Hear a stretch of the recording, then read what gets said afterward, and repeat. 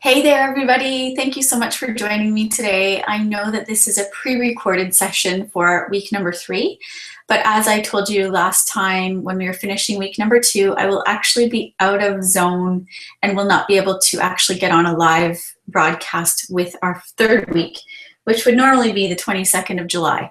So instead of the 22nd of July having a live to air broadcast, we will have this available to you as of today, which I'm doing it before I leave for vacation. And we will not revisit each other again until the 29th of July. I keep looking at my calendar.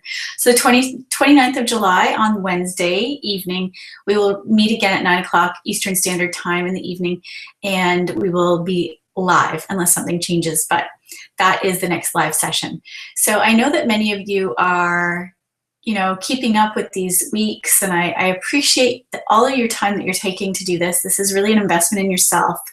But I do know also that it can be a lot of information.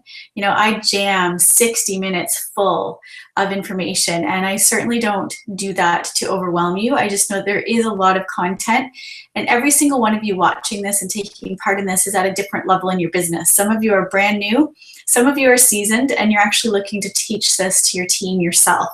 So I do want to be able to reach all levels, but keep in mind the reason I do record these is so that you can go back through and take another look if you've missed something or you just need some clarification, and certainly use that Facebook group as a place to ask questions if you need some clarification and support.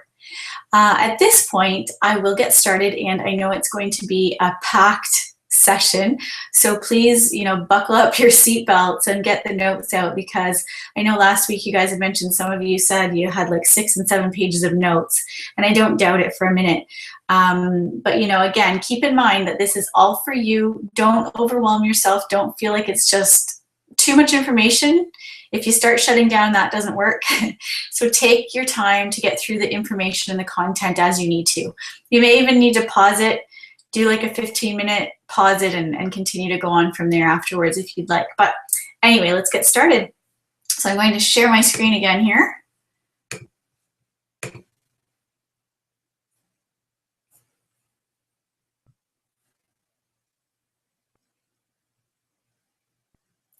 All right, so week number 3, we are going to continue with a lot of prospecting.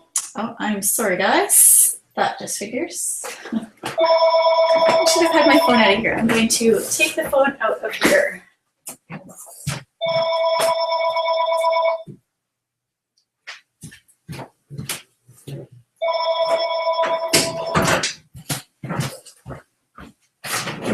All right.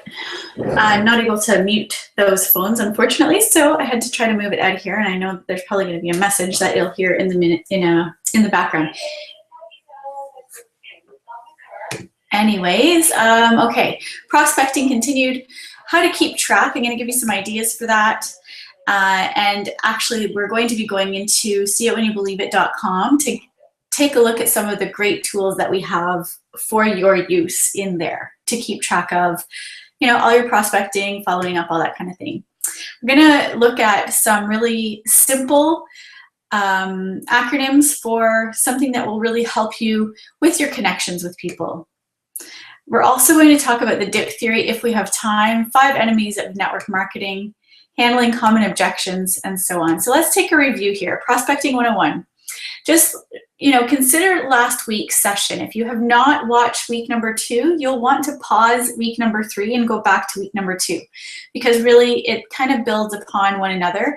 If you miss a week, please go back, because it's not going to make a whole lot of sense if you're going forward without, keeping up with where we were at. It's just going to help you in the long run. So last week we discussed your 30-second story and how to create it. We also talked about how we do, usually have multiple 30-second stories. Also talked about the SNAP theory, and that is a really awesome one. If you get some practice with that, I think it'll be really a great one. And I'd love to see some of your shares in that Facebook group if you can. That would be great, because we all learn from each other's example, and I know that we can all learn a great deal from one another. You don't just need to learn from me. This week, we're also going to further discuss prospecting. So we've already kind of mentioned this. I've kind of duplicated this Kappian form. Truths about prospecting, common objections and how to handle them, making your list and having some tips of things to do and not to do, and dip theory only if we have the time at the end. So I'm hoping to keep this to the hour again. Now, your list is essential. As you're writing down your list of people, and some of you are already at this point or you've even gone beyond this, your list is constantly growing and changing. You know, there are many times that new people come into our life for a certain reason, and every single person that I've ever talked to in my life is on my list. There are times that, you know, years go by and I think, oh my goodness, I haven't talked to that person in a long time. And, you know, it's somebody that I had forgotten about or somebody that wasn't really on my mind for a while. So, you know, always have a working document, a working list that you can keep so that you can, you know, continue to add people as you need to and as you think about them. Don't prejudge. Oftentimes we have this internal dialogue that we have with ourselves that says, oh, that person wouldn't be interested because. And there's so many excuses we give ourselves about those people. Number one, a lot of people say that person's so healthy already, they wouldn't be interested. That person has enough money or they're really successful in their business currently and they'd never want to look at this one. Some, it's this person would never be able to afford it. I mean, these are all prejudgments, and I think it's really unfair to assume anything about anyone. We never know where people are at in their life. No matter if they're healthy, wealthy, poor, you know, going through a really tough time in their health or in their relationships, you never know when the time is right for those people. So do not prejudge, because that's actually not only hurting you, it's hurting the people that quite possibly want the gift that you're offering them. Just keep in mind that there are some people right now that don't even know that you are part of Isagenix, and they are begging for an answer. They are praying for an answer to something in their life right now, and you might just have that gift for them right now. Now, there's 4 types of people that usually we're kind of looking for. We're looking for people that have a big network, entrepreneurial mindset people that are maybe in their own business or very entrepreneurial, health-minded people, and also, you know, product users. So we always want to remember that 83 to 85% of the people that ever join us in this business will remain product users. So that's a really high percentage of people that join this just for the product. They're not interested in the business. So keeping that in mind, even though you might be looking for business-minded people, you know, about 8 out of 10 people are actually going to be product users and will remain product users. Some of them may venture into the business and eventually become product users anyway. So we certainly want to remember that they are very important to our business as well. Keep track of your list. So this is where I just want to quickly take you to seeitwhenyoubelieveit.com. And this is open to anybody. Obviously, I've created this with our team in mind, but I am such a supporter of Team Green and anybody in any team. So if you find that this site is useful, feel free to bookmark it and share it with your teams. But at this point, I just want to show you something as far as keeping track of your contacts. And this is a bit of a mess here right now, but it's there for a reason. All right, so what we're gonna do, and what's probably easiest is if you go up here to the search. So this is just seeitwhenyoubelieveit.com or .ca will take you to the same place. And I could put in here helpful documents, because that's where I know this is, but you might even put in there follow-ups or prospecting or things like that and see what comes up. But I will show you exactly where you're going to find this too, but I'm going to search there first just to show you. Helpful documents. So right here, we actually have some helpful documents for your business success. And I'm going to click there.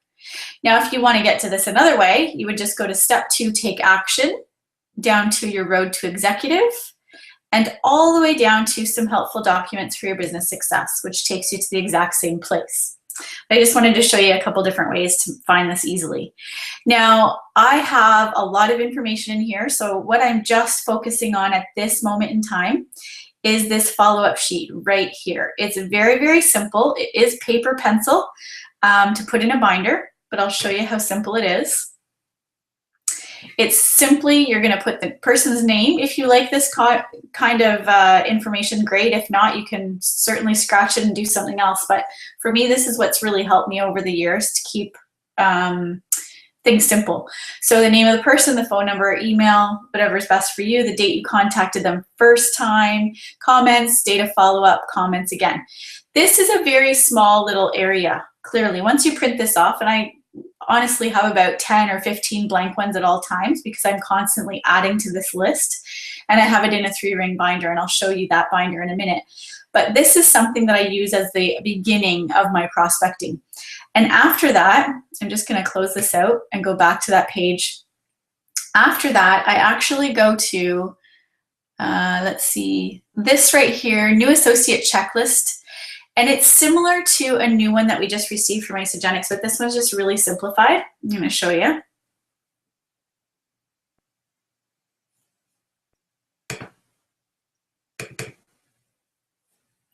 All right, so this is the more detailed version that I put in my binder. So those checklists, that really quick thing that I showed you just a couple seconds ago, is the first document that I use.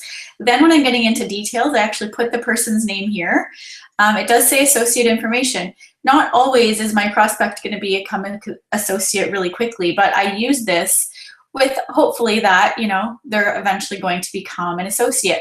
So until they are, these are the details that I'm going to write on. And if I need more room, I write on the back of the blank page. Now, keep in mind, there's going to be some people that you connect with over 3, 4, 5 years even. So this is a running document. This is changing constantly.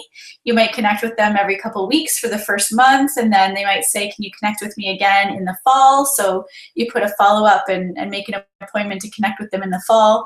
And you're keeping this constantly like a working document. If they eventually do become a member on your team, then you're going to put all the rest of the details in here. And of course, we're going to go through this checklist in more detail, but for just the purpose of prospecting, I just wanted to show you the tools that I use personally that I find really helpful for getting that information at the beginning for the prospect. So let me just get out of here and go back into our slideshow. All right, let's go to the next page. So there's 4 levels of prospecting. And of course, that's what most of us look like. I don't want to call. Now, a lot of prospecting has changed with the use of social media.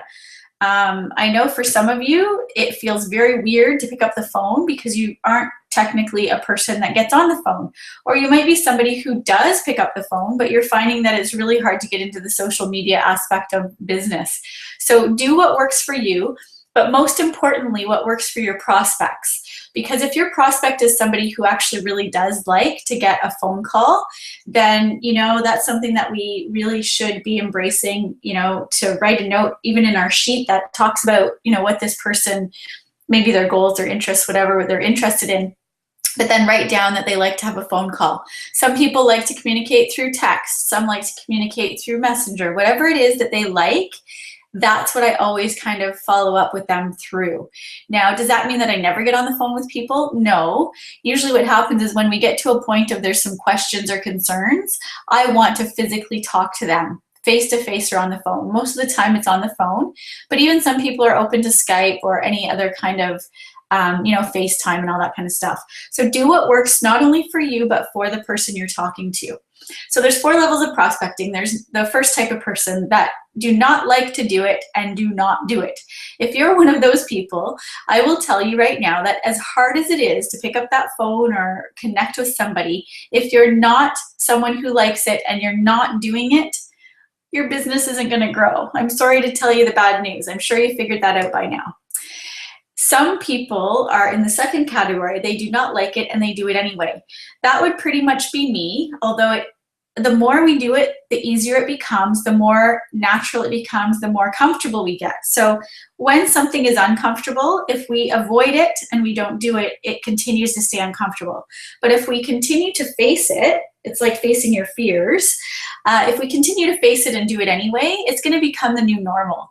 So that's why we say do it consistently every day, 5 days a week, even if it's just 1 connection a day. Because if you try to build it all up and 1 day a week, you've realized that I haven't connected with anyone all week and now it's Friday. And now I've promised myself that I would connect with 1 person a day. On Friday now you're trying to connect with 5 people. It seems like such a bigger job and it's much more stressful and you have much more anxiety. So it's a lot easier if we do small consistent actions every single day. That's why we say pick a number and connect with that number of people every day. Don't do too much, because what you'll find is that if you're putting your goal too high and you're not hitting it each day, you're actually going to feel defeated and you'll feel like you're failing. So it's always good to say the minimum amount that you are expecting of yourself and then go from there. Some like it and do it, which is great. If you're in that category, congratulations. And some really like it and can teach it. And that's something that we're all aiming to be part of. I know at one point, years ago, and actually in my first 2 years of doing this business, I was in the category of number 1. I did not like it and I didn't really like to do it, but I did it anyway. So I kind of was in that 2 category. And eventually, remember how I said that as it becomes the new normal, it becomes easier. And when I would go to Pam and Kevin Barnum's place once a week for a business training, they actually threw me into a room called the hot seat. And they basically said to me, and of course they were my amazing mentors, and there was no way that I was going to ever say no to them, as much as it made my heart pound. And it scared the you-know-what out of me. But what happened was they would say to me, okay, Tara, you've got your follow-up binder with you, your contact binder. I said, yeah, every week I brought it because I was always taking notes in it as well. And they would split us up into small groups. And it was basically our choice as participants of the business to choose which group we wanted to go to. So some nights, usually every single week, there was a room that was all about the 30-second story. So we would get in a room and we'd practice our 30-second story and hear other people's 30-second stories and give feedback and all that kind of stuff. And then there was another room where we actually did calls, and they were live calls. So sometimes they gave us a bunch of cold call lists to just start calling and practicing. And other times they were asking for people to bring their own contacts, and we would get into an area of their house and connect with people on the phone live. And that was scary, but they actually had me in the hot seat most of the time. So I was in there doing live calls in front of people watching me crash and burn most of the time, because most of the time people were not interested in my call. Many times they were friends or family members that I was asking to take a look at Isagenix. And it was a stressful seat to be in. But it got to a point where I started to like what I was doing, and it became a challenge. And it was actually something that I was teaching people to do just by my example of them listening. All right, so let's take a look at form and CAPI. It is really important when we're connecting that it sounds natural. I know that some of us are so afraid of sounding like salespeople that it sometimes stops us. So if that's you right now, please take the pressure off yourself. You do not have to try to sell or convince people of something. All this is simply sharing your story and caring about people. So if you care about people and you want them to succeed and you're being genuine about that, then that's all that matters. So here are some examples of how you can really make it real and, to get to the level that everyone deserves you to be at. So form just simply stands for these few things. These are very simple things to think about when you're connecting with people. If you're constantly thinking of, how am I going to get Isagenix out of my mouth to talk to this person? Then you're probably not present in the moment. You're probably not thinking too much about the person. You're thinking more about yourself. So if your only purpose is to mention Isagenix in conversations with people, I want you to challenge yourself to stop doing that, because what happens is when it feels uncomfortable, you're forcing yourself to come out with something that is probably not going to come out right. It's going to sound awkward. So obviously we all love talking about our friends, our family, our children, whatever it is that people have in their life, their animals, So a really good way to open up conversation and just connect with people is obviously the first thing is saying hello to someone. It could be a total stranger in the grocery store, Hello is the most amazing way to just strike a conversation with someone. But after that, clearly, people that we know, or even acquaintances, or even strangers for that matter, people love to talk about their family and friends. So you can start asking great questions about their family or their friends. Oh, people love talking about their career, It's a great question that you can ask people about their career, like, how is work going? Are you, having any I don't know, have you had a promotion lately? Like just different things like that, or even questions of, how is the American dollar affecting your business right now? Just open up communication as far as their occupation. And it could even be the cashier at the grocery store that you're going to, that you just, strike up a conversation. How are you liking work these days? Or, do you like what you do?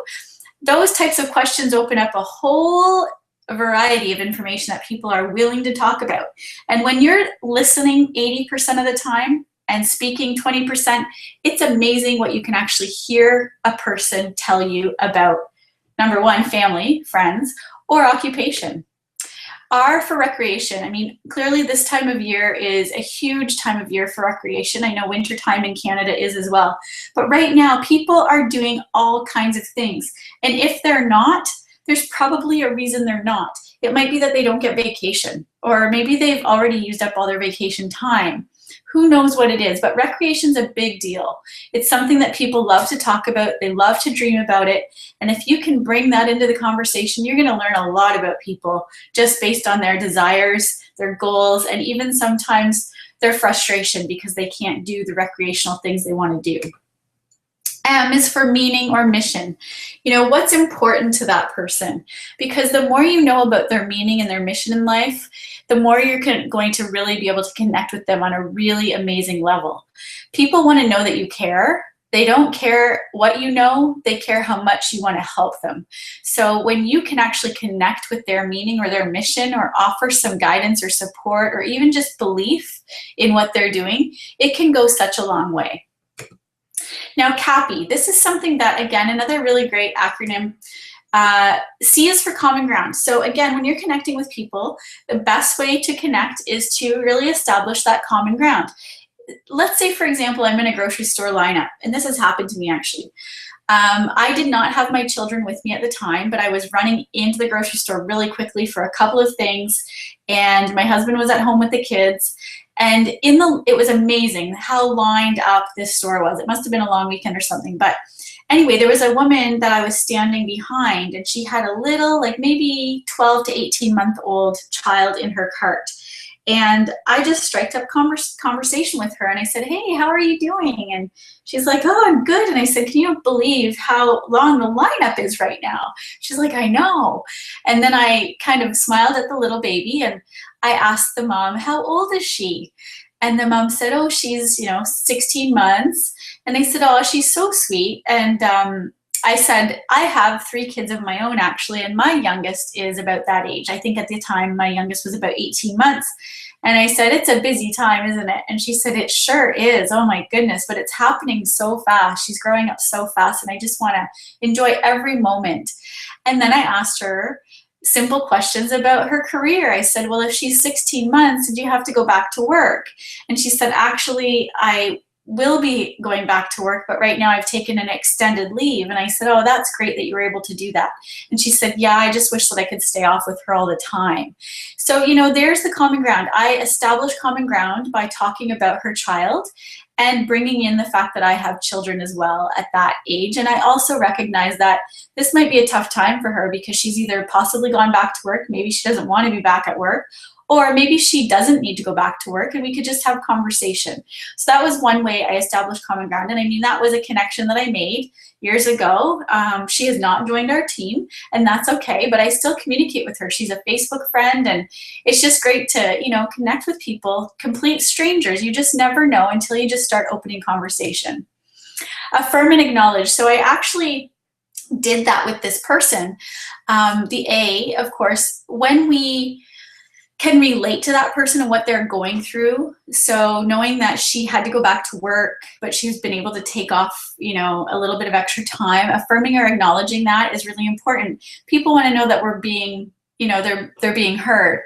So I, responded with, "I totally know how you feel. I felt the same way when I had my first baby."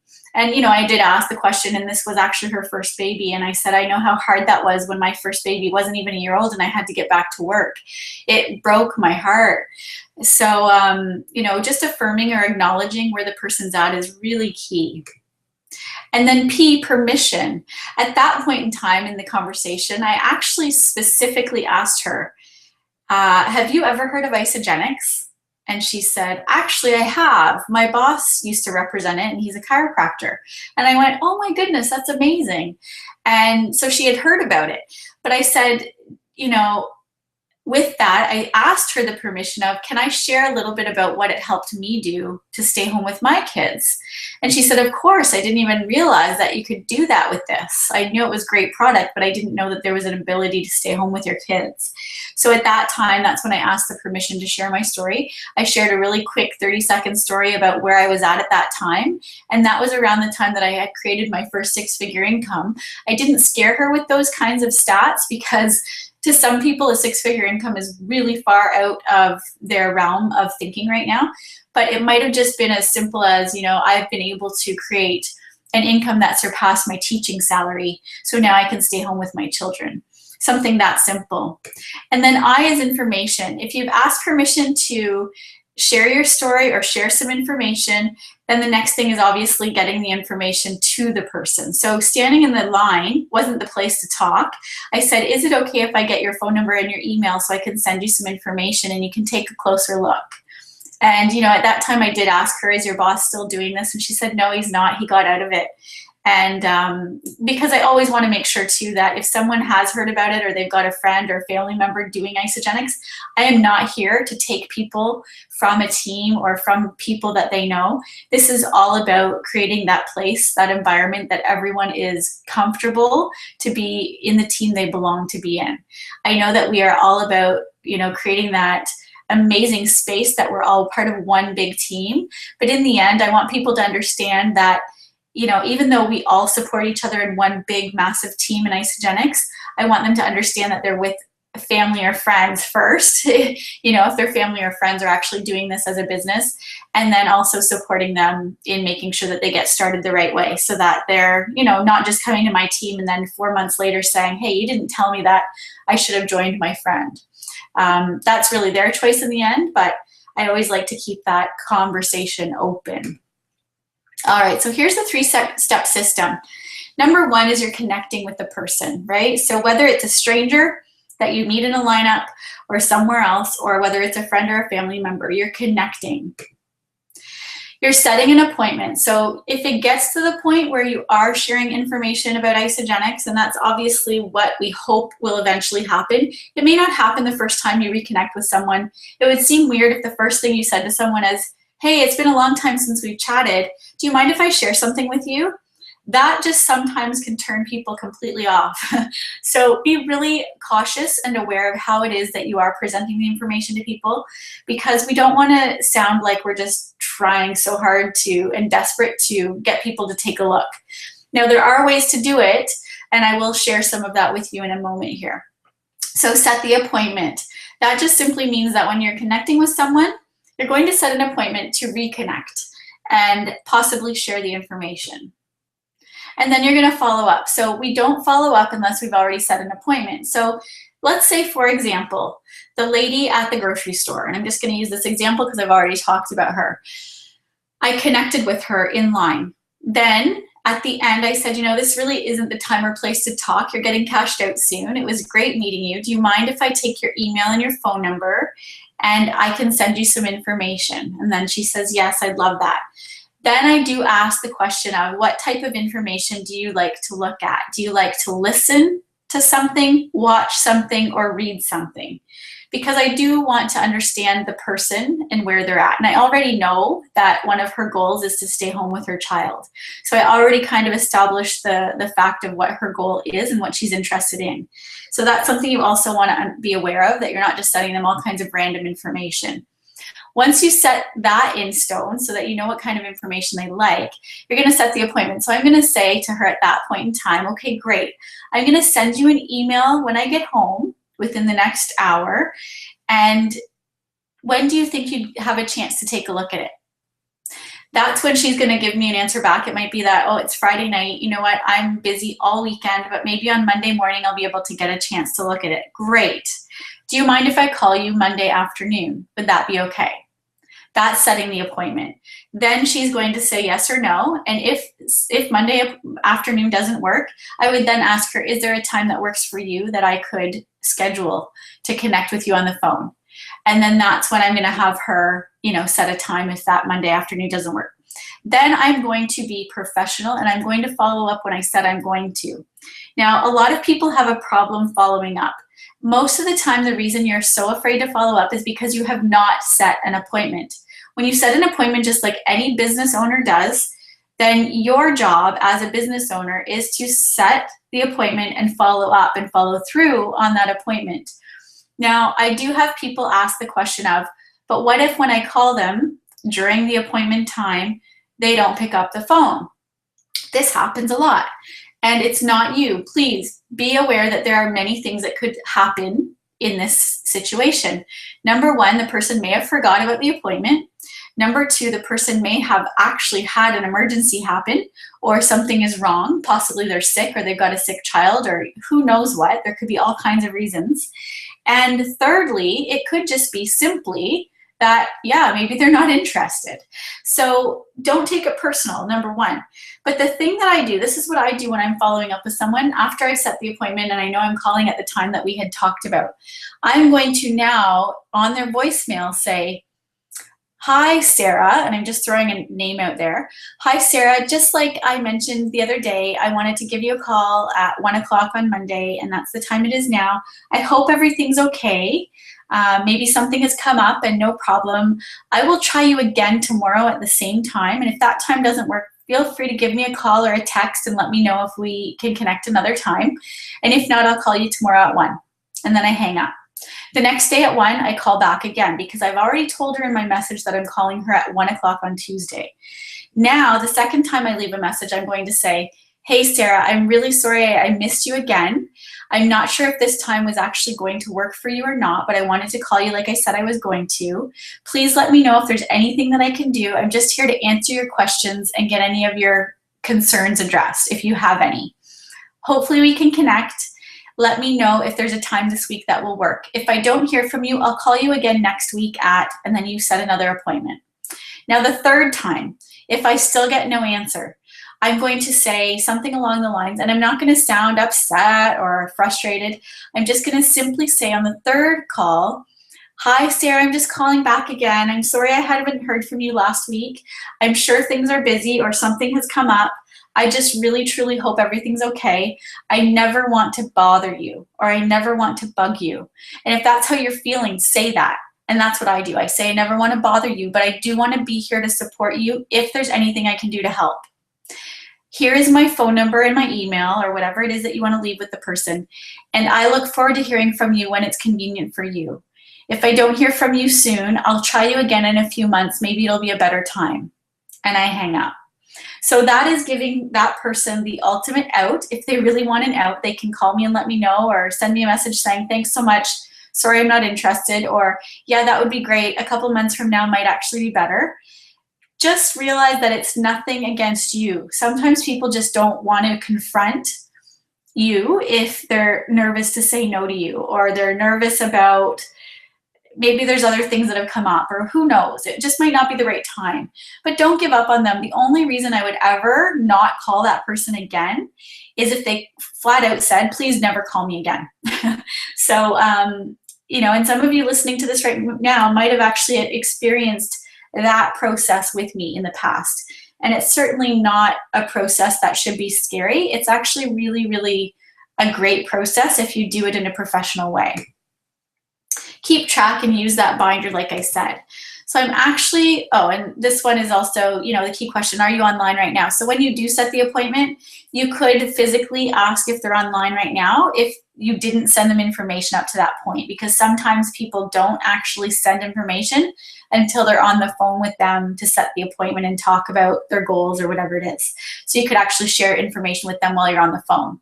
So anyway, what I'd like to do at this point, sorry, I'm just going to go back here for a second, is I'm just going to show you my binder follow-up system, if I can.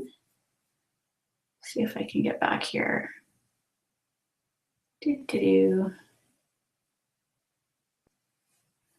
All right, I think I just have to unshare my screen here. Okay, I think this will work. So here's my first binder. I actually have 3 binders. My first one is pretty small. It's just a connecting with people binder. And in it, like I said, I have my lined paper with my contact sheet and all the years worth of my contacts. You know, here they are. They're all in a big thing here, but I always have my empty ones too, my clear ones. So that's pretty much, you know, my binder. In there, I also have some things that I don't really use anymore, but opening lines, closing lines, or things like that that are on the Isagenix website. Opening lines, objections, which we're going to talk about tonight. So that's just a really simple binder that's really small that I keep track of, you know, my newest connections. Then those people graduate to the next binder. So if I've connected with them a few times and now I've got a lot of information about that person, or they've given me certain objections and things like that, then I've got this binder. And just for you guys to see this, this is that checklist that I showed you online that you can go back to and take a look at and print them out. But I've got lots of empty ones here, all right? Then what I have are 1 through 31 tabs. And that is just simply for me to be able to go, all right, what's today? Today is the 16th when I'm doing this. I'm going to turn to the 16th, and are there any follow-ups or members that I need to connect with? And that's where, you know, if I've connected with someone and I've set an appointment for today, then that's going to be where I go next. And I'm going to, you know, follow through and call them back. So that's what I use the 1 to 31 for. And then I have a January through December tab. And again, this is for when, you know, maybe you've connected with someone 3 or 4 times and they still aren't quite sure this is for them, but they say, you know what, maybe after the summer, I'd be interested in this, like when the kids go back to school. So I'll then ask them if I can set another appointment, and I'll actually say, can I call you, you know, the first or second week of school, and would Monday, Tuesday, or Wednesday be best? So that's when I'm actually going to now take their paperwork and put it in the September tab. And once September comes around, I'll put it into the number tabs. All right. Then I have another tab, which is A through Z. Now this is only if I'm parking them. And it's kind of a funny parking system because I'm only going to park them here after they've become either a member, or there's someone who actually says, you know what, I'm really not sure I'm interested, but maybe in a year or so you can give me a call. And then I'm going to put them in here too. Or I might even just keep using the monthly tabs. But the A through Z is for the members that, you know, are maybe 3 or 4 months into the products, who I'm not connecting with on a consistent basis now. But they're people that I still want to be able to go back to every once in a while and check in and see how they're doing. So that's kind of my next level prospecting book that eventually becomes members. Then I have my master book, and of course after 6 years of doing this, I've got a pretty big binder. As most of you have seen in one of the sessions, I had about 130 people so far that I've enrolled. So these are all my personal enrollments, and it's again A through Z.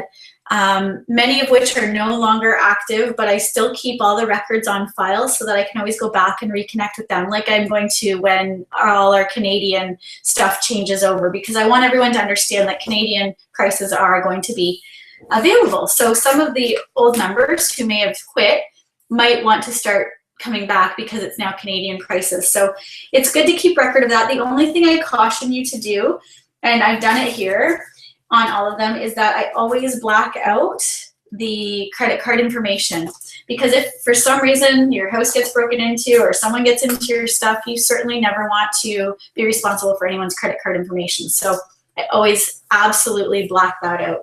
So those are my 3 binders, and I just wanted to share that with you guys so you could get your own system in place. And I know many of you are very much computer techies and you have other ideas in mind about how to track everything. But some people like to see a visual from things that some of us do as well. So feel free to use those ideas if you'd like. All right, so let's take a look at the next slide here. All right, and we are going to run out of time. Gosh, these hours go so fast. All right, so what do you believe? Again, I just wanted to make this really, really, really in your brain, because this is all about what you believe. If you are not believing in the products, or you're not believing in network marketing or any of those categories, that is going to come through in your messaging to your prospects. So if you're having a really tough time getting anyone to join you, you must take a look at your messaging. Your messaging is so much more than your words. It is so much more than your words. Remember, a lot of it is nonverbal. So if your belief is low, it's going to come through in your messaging whether you want it to or not. If you think the products are expensive, that is going to come through in your messaging, even though you might not physically say you think the products are expensive. So if you've got some limiting beliefs or doubts yourself, that is what you want to take time to really solidify quickly. You can do it fast. And if you want some ideas, go into the seeitwhenyoubelieveit.com website again, and you can go into the very first section that says belief, step 1, belief. And that's where you can go in and try to increase your level of belief. And that's an area that I'll change and update all the time. But that's your responsibility to become unstoppable, because people want to join you when you are serious, not when you're just trying to experiment to see if this works or not. All right. Now, this might seem really scary to some of you, and I certainly don't want to say this to scare anyone. And maybe 100 people is going a little too much for you right now, but this is Susan's list of, did you do these things?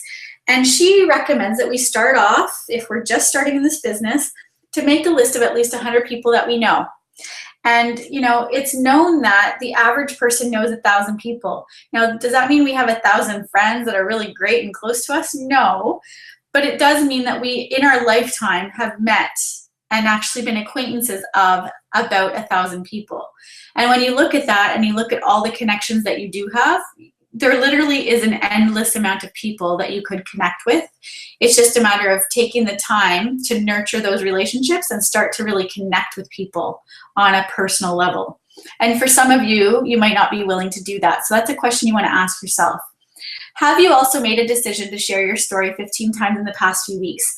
Now, by the time you're watching this, it might be into the 3rd week, or you might be watching it earlier if you are one of those go-getters that wants to get caught up really quick.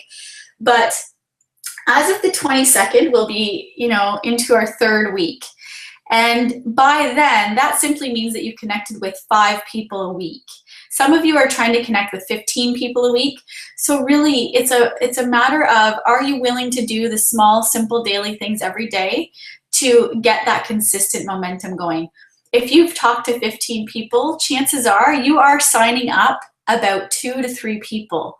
So the numbers are that if you connect with about 10 people hear your story or see a tool used that you share with them, like isamovie.com or something from isagenixhealth.net, for example, then out of 10 people that see something, about 2 people will want to start.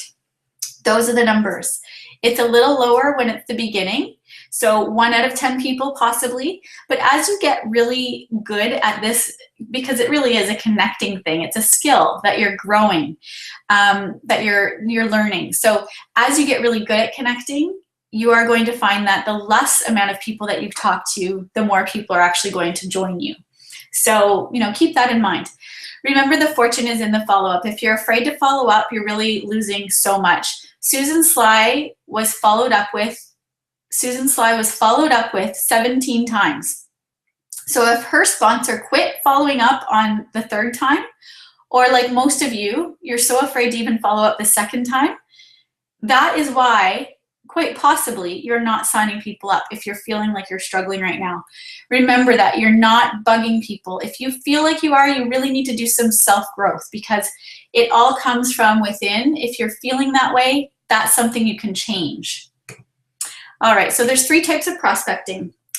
Practice method. Now, this is one that some of you may want to use, and I certainly did at the beginning, and I did it in front of people in the hot seat at Pam and Kevin Barnum's.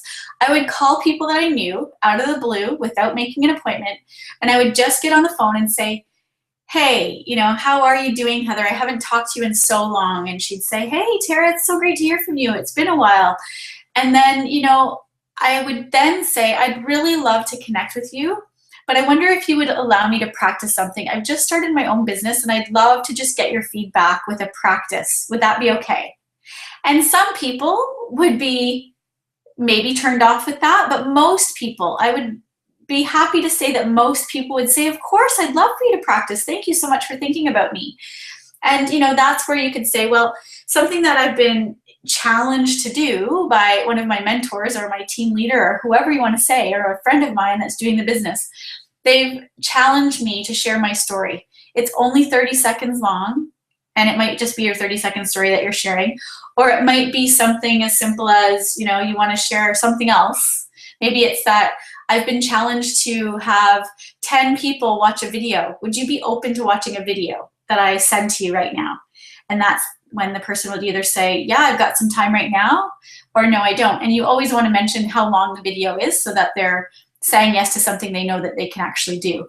And then when you're doing that practice method, if you're sharing your story as your practice, or if you're sharing a video, then ask them if you can call them back in 10 minutes. Because if they're watching it right now, you know it's 4 minutes long, then chances are they're either going to be interested to watch another video after the 4 minutes is over, or they might just, you know, have some questions or something. So that's when you'd say, do you mind if I call you back in 10 minutes and I can answer any questions or just get your feedback? And that is honestly how a lot of my beginning people started taking a look. And some of them started with that practice method. So don't be afraid to use that method. The next one is the referral method. Now this one I love because of what we just learned last week with the theory from Lisa Nichols about the SNAP theory.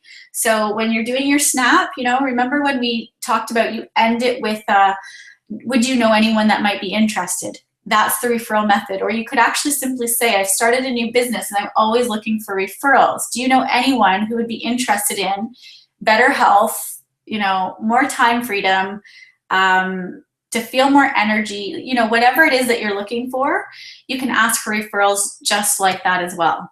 And then the direct ask method. That is simply being completely direct, saying, you know what, I've started a new business. I'm really interested in finding people that are looking for what I have to offer. Would you mind if I share with you what it is that I'm doing? And that's when you're really right there and you're focused and you're asking them exactly what you want from them. So keep in mind when you're doing this though, that not everyone is going to be appreciative of the direct ask method. If you understand personalities and colors, for those of you who have done some research in that, A-type personalities might be really good with the direct ask because they like very short, direct to the point, you know, don't waste my time kind of information. So that would be a great one for people like that. Don't sugarcoat anything or make it fluffy.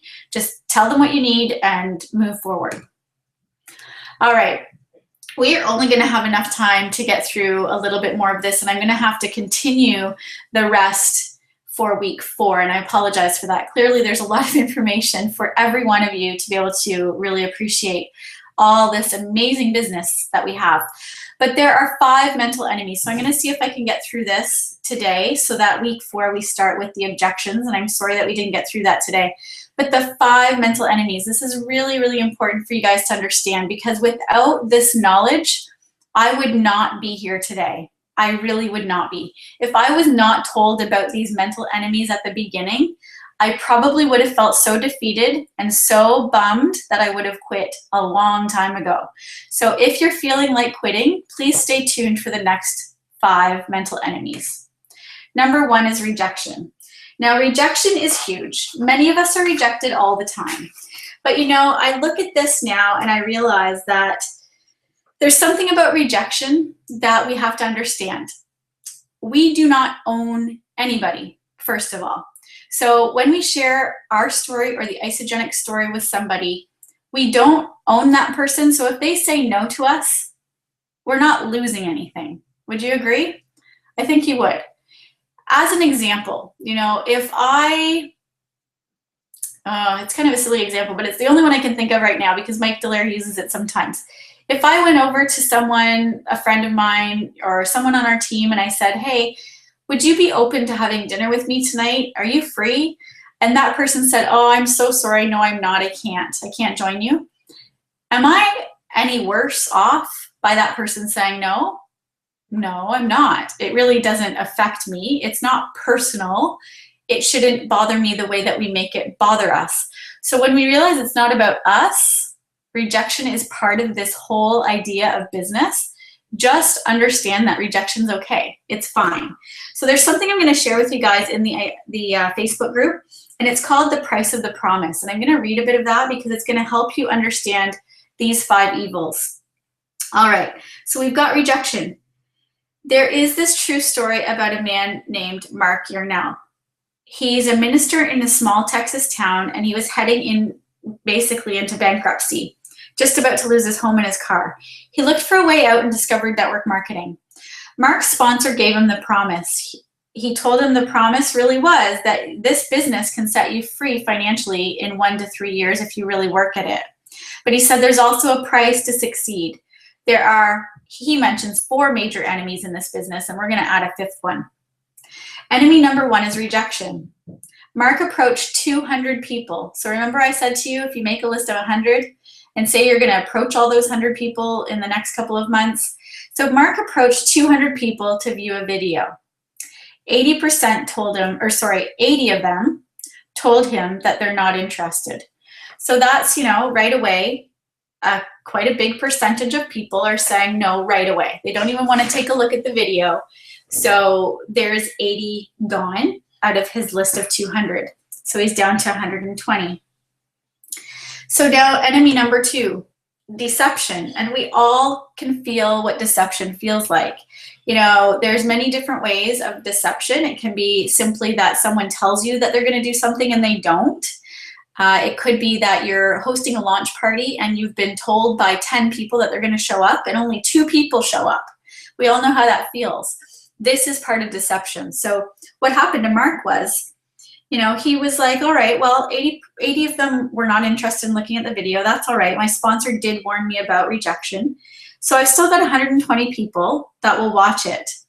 And guess what? 50 didn't. So 50 of those 120 told him that they were going to watch the video, but they actually didn't. So they were completely in deception. Now the next evil is apathy, and this one's a tough one. Clearly this happens. People that just don't care, or they're not really interested. They might have said, yeah, I'll watch it, and they watch it, but they really aren't caring too much about watching it. So maybe they're not even present when they watch it. They weren't really interested in it to begin with, but they did it just to help you out if they think that's helping you. So with Mark, he thought, okay, well, no problem. Those 50 didn't watch it. I still have 70 people who have watched it. And after those 70 people watched it, 57 actually said, no thanks, not really interesting to me. Want nothing to do with it, but thanks anyway. So there you go. You've got some people that just don't care about what his message was. Then he's like, all right, well, there's 13 people left. 13 people have actually decided that, yeah, we're going to give this a shot. We're going to start your business. We're going to join and get some products in us, and awesome. So he was really excited. Mark thought, that's great. 13 people actually signed up out of the 200. So what happened though was within months, 12 of them dropped out. And I know that some of you are feeling right now like, wow, 200 people down to 1. Really? Is it worth it? Is this business worth it?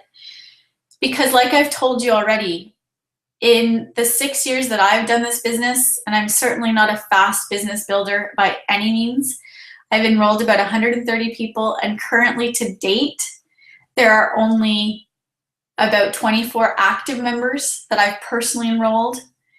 There are, sadly, I'm actually very close to not being executive as of tomorrow, and this happens. People drop out. People aren't serious. People, aren't taking it seriously, or whatever it is. It's not for them, or they don't care, right? That apathy thing. So realize that it happens to all of us. But if we quit based on that, then we're just like the rest, right? We want to be the leader and the example of what's possible. So never, ever give up. And luckily, Mark didn't give up, because that one person that stuck with it actually helped him to date. Now, this is an older story, so I'm sure it's even more. But to that moment, he was making $50,000 a month because that one person was serious and never gave up with him. So, you know, the thing about this story is that Mark's story is not unique.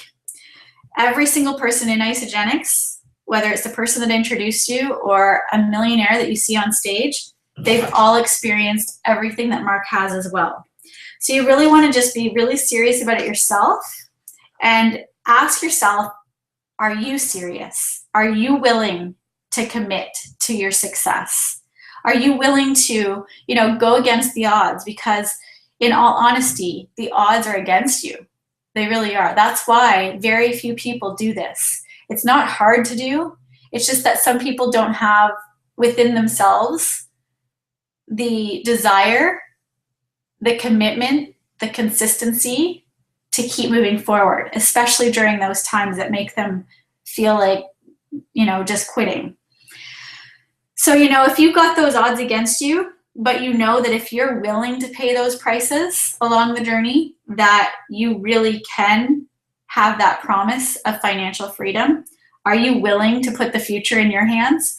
Because I know myself, if I let the future stay in the hands of the government, my careers, my bosses, you know, any businesses I was part of before, if I left that up to someone else to dictate my life, I was living in a box. In all honesty, I was living in a box. And I decided to take the future in my hands to be able to, yes, defy the odds and move forward. So I hope that that's the choice that you'll make as well. Now, enemy number 5 is criticism. And this can be the toughest one because criticism comes with so much pain, so much hurt, ridicule, laughter, all kinds of things that knock you to your knees and bring you down. But in the end, criticism comes from people because they are so afraid to get outside their own box and their own bubble, to actually try to do something different against status quo, to stand out from the crowd, to be a leader. They're so afraid of reaching their own dreams and they don't believe that they're possible that they would much rather criticize you for you trying to do something different. And that's where you have to go back to last week's session and ask yourself some serious questions. Are these relationships in my life there because I want them to be there? Or are they there because they've been in my life up until now? We all have a choice. And if we allow the criticism to take us down, it's unfortunate because that's when the game of your life really stops and you put the control in other people's hands. If you're willing, however, to face the criticism, walk past it, and keep your head high, as hard as that might be, that is when you will truly find your successful day where you can look back at that and say, the criticism made me stronger. It made me fight for it even more. And it helped me become a better person today because I didn't let that criticism or the face of ridicule stop me. So with that, guys, I'm going to stop our session there for week 3. And I look really forward to connecting with you again when I return from vacation. And we'll reconnect on the 29th of July at 9 o'clock p.m. Eastern Standard Time. Take care and have a wonderful, wonderful week.